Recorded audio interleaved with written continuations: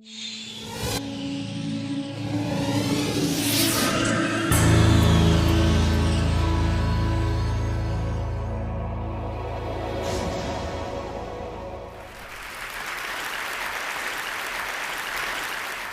I want to start by offering you a free, no-tech life hack.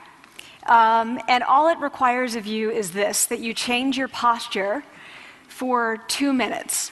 But before I give it away, I want to ask you to right now do a little audit of your body and what you're doing with your body. So how many of you are sort of making yourselves smaller? Maybe you're hunching, crossing your legs, maybe wrapping your ankles. Sometimes we hold on to our arms like this. Sometimes we spread out. I see you. So I want you to pay attention to what you're doing right now. We're going to come back to that in a few minutes, and I'm hoping that if you sort of learn to tweak this a little bit, it could significantly change the way your life unfolds. So we're really fascinated with body language, and we're particularly interested in other people's body language. You know, we're interested in, like, you know, an awkward interaction, or a smile, or a contemptuous glance, or maybe a very awkward wink, or maybe even something like a handshake. Here they are arriving at number 10, and look at this lucky policeman gets to shake hands with the President of the United States. Oh, and here comes the Prime Minister of it. No.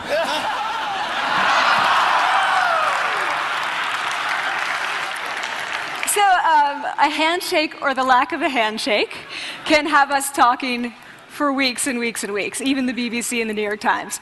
So obviously, when we think about nonverbal behavior or body language, but we call it nonverbals as social scientists, it's language. So we think about communication. When we think about communication, we think about interactions. So what is your body language communicating to me? What's mine communicating to you?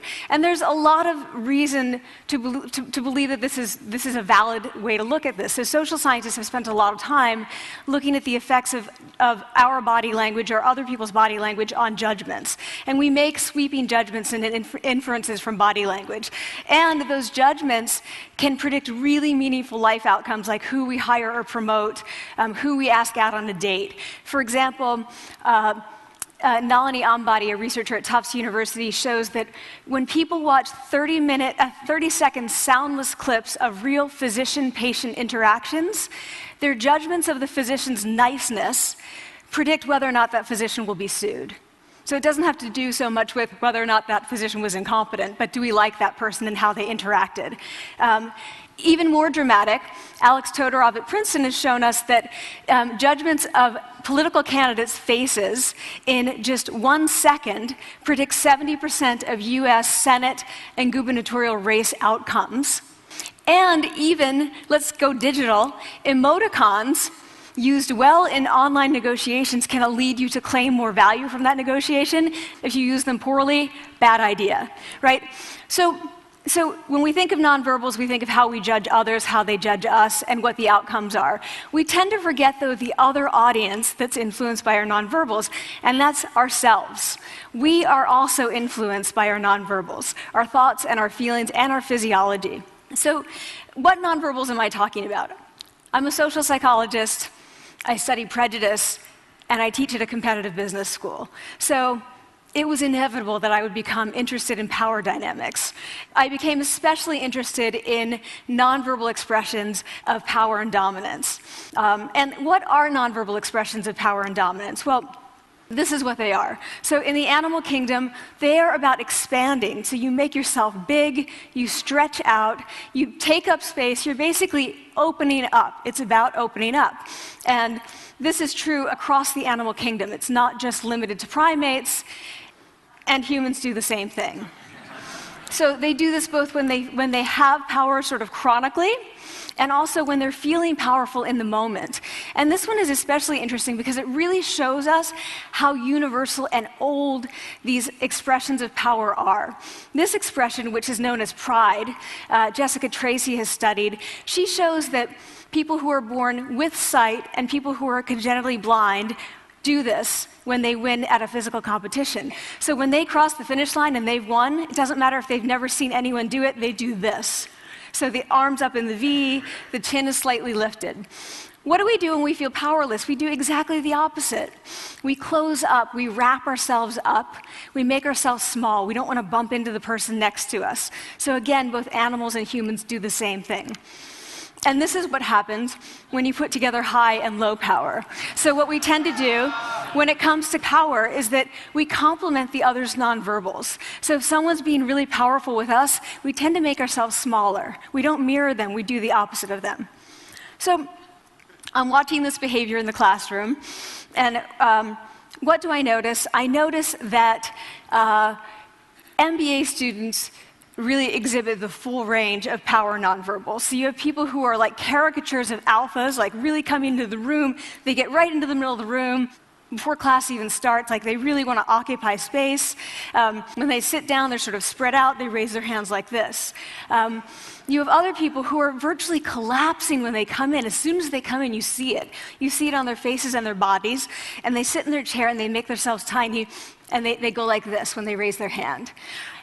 I noticed a couple things about this. One, you're not going to be surprised, it seems to be related to gender. So women are much more likely to do this kind of thing than men. Women feel chronically less powerful than men, so this is not surprising. But the other thing I noticed is that it also seemed to be related to the extent to which the students were participating and how well they were participating. And this is really important in the MBA classroom because participation counts for half the grade. So business schools have been struggling with its gender grade gap. You get these equally qualified women and men coming in, and then you get these differences in grades, and it seems to be partly attributable to participation. So I started to wonder, okay, so you have these people coming in like this, and they're participating. Is it possible that we could get people to fake it, and would it lead them to participate more? So my main collaborator, Dana Carney, who's at Berkeley, and I really wanted to know, can you fake it till you make it?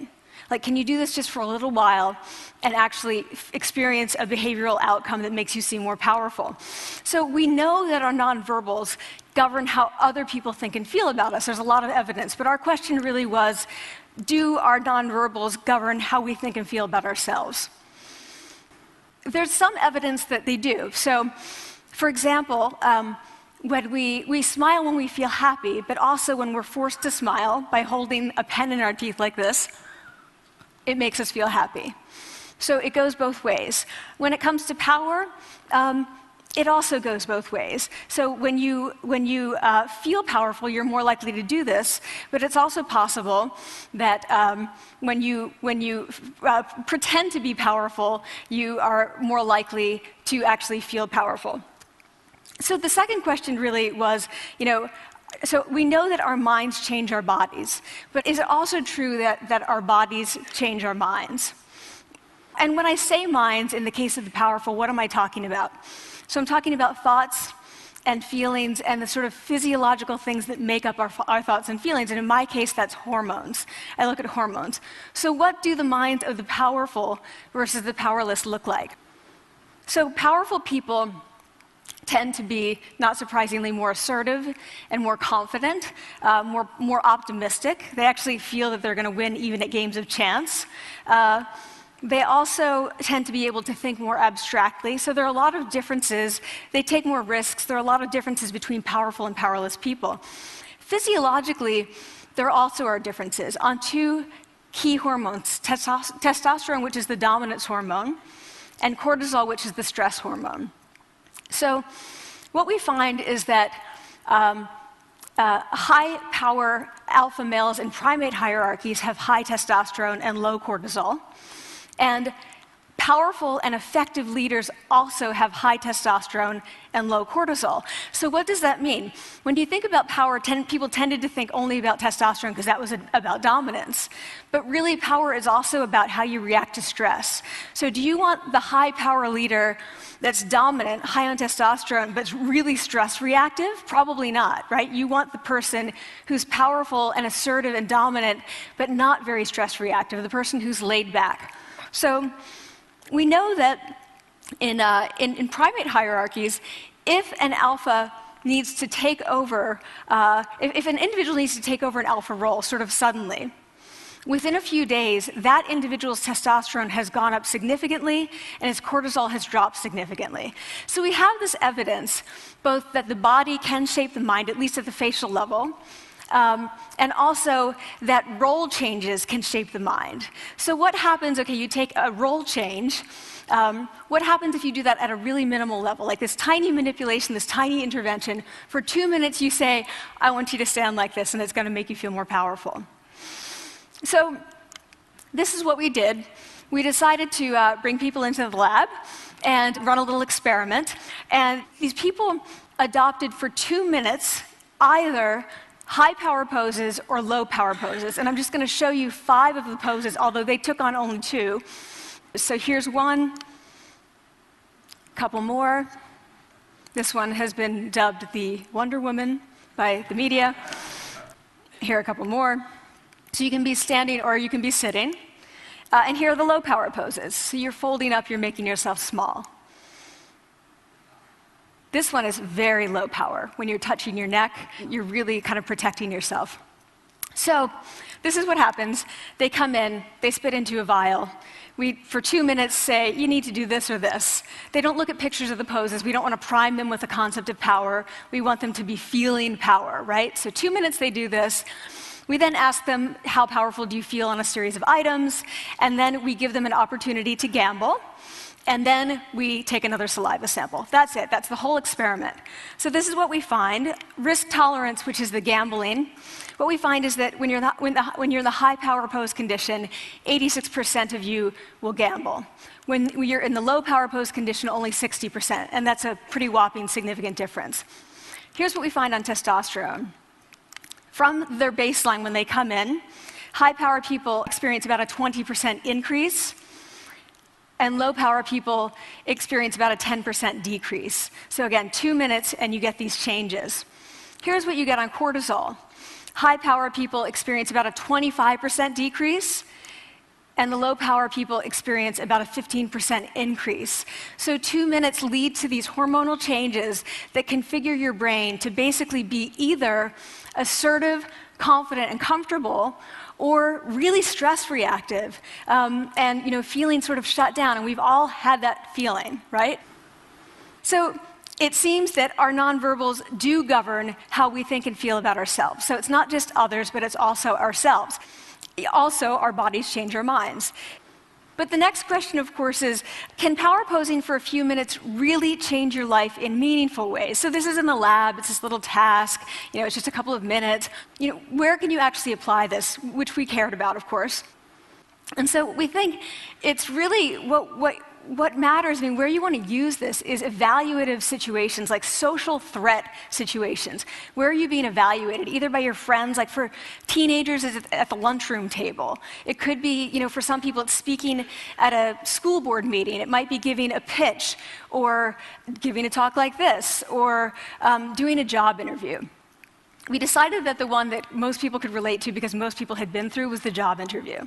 So we published these findings, and the media are all over it, and they say, okay, so this is what you do when you go in for the job interview, right? So we were, of course, horrified and said, oh my God, no, that's not what we meant at all, for numerous reasons. No, don't do that. Again, this is not about you talking to other people, it's you talking to yourself. What do you do before you go into a job interview? You do this. Right? You're sitting down, you're looking at your iPhone or your Android, not trying to leave anyone out. You're looking at your notes, you're hunching up, making yourself small, when really what you should be doing maybe is this, like in the bathroom, right? Do that, find 2 minutes. So that's what we want to test, okay? So we bring people into a lab, and they do either high or low power poses again. They go through a very stressful job interview. It's 5 minutes long.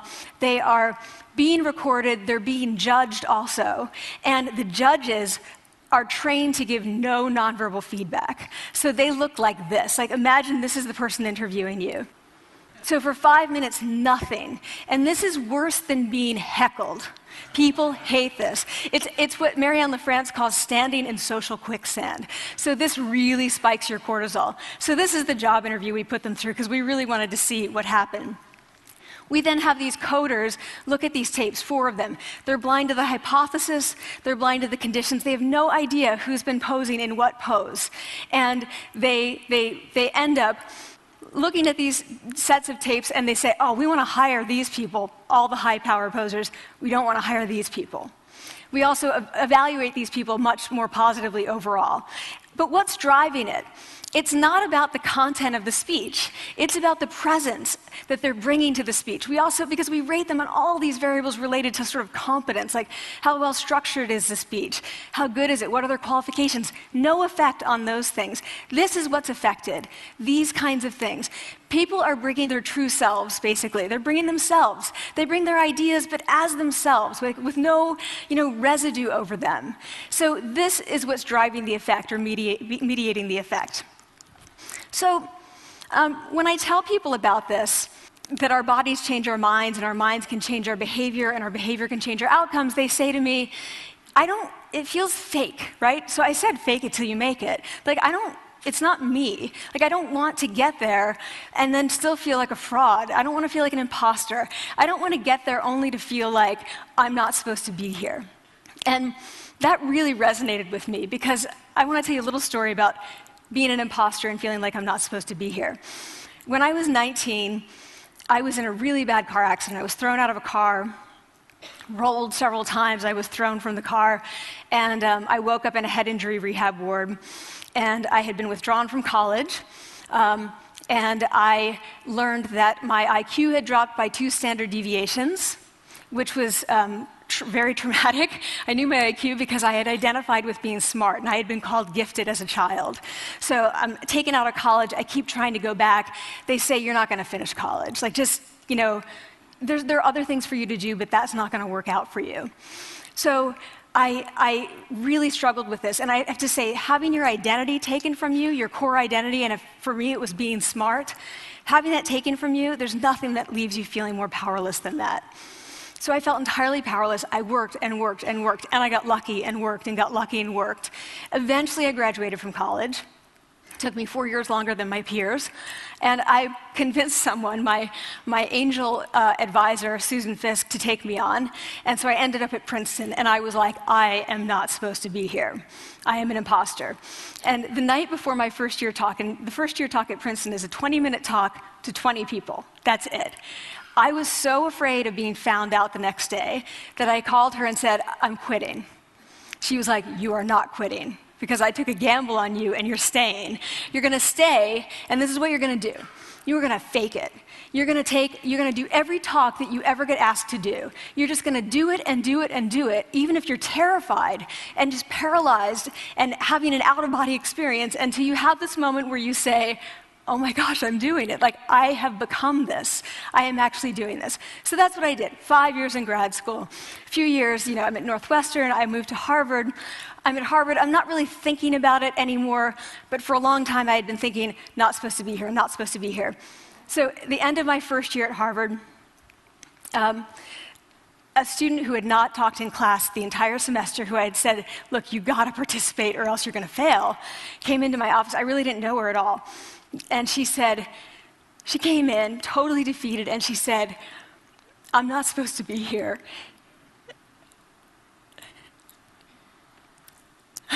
And that was the moment for me, because 2 things happened. One was that I realized, oh my gosh, I don't feel like that anymore. I don't feel that anymore, but she does, and I get that feeling. And the second was, she is supposed to be here.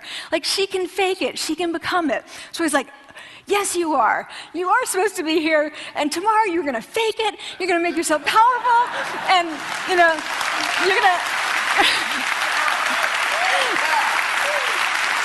and you're going to go into the classroom, and you are going to give the best comment ever, And she gave the best comment ever. And people turned around, they were like, oh my God, I didn't even notice her sitting there, She comes back to me months later, and I realized that she had not just faked it till she made it, she had actually faked it till she became it.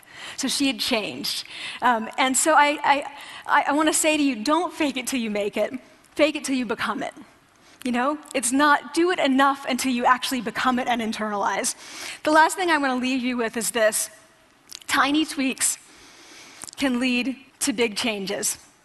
So this is 2 minutes. 2 minutes, 2 minutes, 2 minutes. Before you go into the next stressful evaluative situation, for 2 minutes, try doing this in the elevator, in a bathroom stall, at your desk behind closed doors. That's what you want to do. Configure your brain to cope the best in that situation. Get your testosterone up, get your cortisol down. Don't leave that situation feeling like, oh, I didn't show them who I am. Leave that situation feeling like, oh, I really feel like I got to say who I am and show who I am. So I want to ask you first, both to try power posing, and also I want to ask you to share this science, because this is simple. I don't have ego involved in this.